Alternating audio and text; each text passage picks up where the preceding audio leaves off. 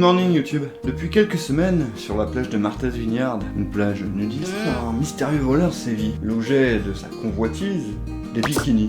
Ce voleur s'appelle Comet. C'est un labrador, âgé de 5 ans. On a pour habitude de le voir sur cette plage de Martha's Vineyard. En effet, il se promène régulièrement depuis quelques années, seul sur cette plage. Sauf que depuis quelques semaines, sa balade quotidienne ne lui suffit apparemment plus. Le nouveau jeu du petit Comet, attendre qu'une demoiselle se dévêtisse, courir vers sa victime, voler ses affaires et s'enfuir en courant. Et il a l'air content le petit Comet. Oh, il est tout fou de voir qu'il y a des fifis qui lui courent après. Le jeu de Comet, c'est de faire courir ses victimes jusqu'aux abords des plages non nudistes. Il est obligé de s'arrêter. Ils sont tout nus. Pas courir sur des plages où il y aurait des enfants, où il y aurait... Tu vois ce que je veux dire? Bien sûr. Cette histoire, elle fait gentiment sourire. Elle fait également sourire les forces de l'ordre. Même s'il y a eu 64 femmes qui sont venues porter plainte pour vol d'affaires. Ah la vache! Ah quand même, hein? C'est fou ça! Mais là où la police, elle commence à moins sourire, moins rigoler, c'est quand une dizaine d'entre elles affirment avoir aperçu un drone les surveiller de loin. Là, on n'est plus dans le même registre. En plus de petits vols rigolos, il y a également du voyeurisme. Donc, la police décide de mettre en place une surveillance. Elles envoient donc une jeune recrue, acceptant bien évidemment de se dévêtir sur des plages nudistes. On l'appellera Samantha. Voilà donc Samantha qui est mandatée par le bureau de police pour aller enquêter. Premier jour, on ne voit pas Comet. 2 jours, 3 jours, 4 jours se passent et... Là, labrador de couleur crème, tout foufou, il arrive sur la plage. Samantha, dans son rôle, se dévêtit en sifflotant,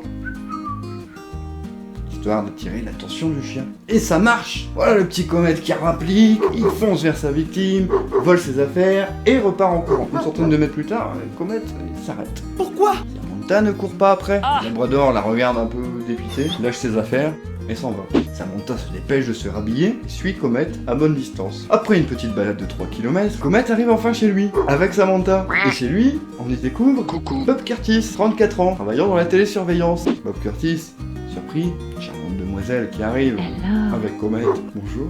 Bonjour, officier de police, Samantha Baker. Samantha appelle les renforts, ils ont un mandat de perquisition. À son domicile, on ne retrouvera pas moins une 60aine d'affaires différentes. Des jeans, des t-shirts, des bikinis, des slips, des soutiens-gorge, tout ce que vous voulez. Toutes des affaires féminines. Bob Curtis vit seul. On trouve également 2 ordinateurs, une tour et un PC portable, mais également un drone avec caméra. Dans les ordinateurs, on va découvrir plus de 70 vidéos où on peut y voir des femmes nues courant après un labrador. Cochon va! Bob Curtis va déclarer qu'il avait dressé Comet pour voler les affaires, qu'il pensait pouvoir être à bonne distance, son drone ne soit pas vu si vous préférez, pour filmer ces jeunes femmes, car d'après lui, ça le faisait rire. Ah! Ça fait rire personne dans l'Evander là! Les experts psychiatriques ont un autre discours. Pour eux, cet individu a un comportement déviant. La police ayant toutes les preuves nécessaires, Bob fut condamné à verser 3000 $ à chaque victime s'étant fait connaître, à savoir au moment du procès 82.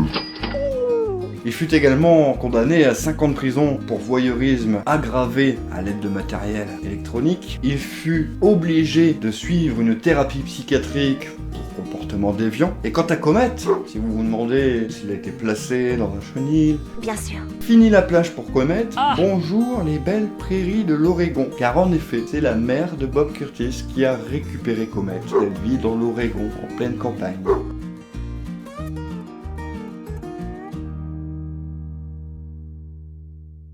Nous en sommes à la fin de cette histoire, d'après vous. Vous le savez maintenant, hashtag vrai, hashtag faux, commentaires, vous argumentez, et je vous ferai toute la lumière sur cette histoire lors du prochain Blind Tales. Mais pour l'instant, faisons le point sur le précédent Blind Tales. Vous vous rappelez? Las Esteves, Miguel da Silva... Eh bien, sachez messieurs dames que c'est une histoire totalement inventée. Je me suis basé, pour l'écrire, sur un épisode des Contes de la Crypte. J'ai souscrit une police de 250 000 $ avec le double en cas de mort violente, ce qui me met mort à 1,5 million de billets. Bien évidemment, on a modifié quelques trames parce que dans les Contes de la Crypte, ça finit pas super bien. Ouais, c'est pas faux. Donc ceux qui avaient répondu que c'était une histoire fausse, eh bien vous aviez raison. Bref, j'espère encore une fois que cette émission vous a plu, que les histoires vous intéressent.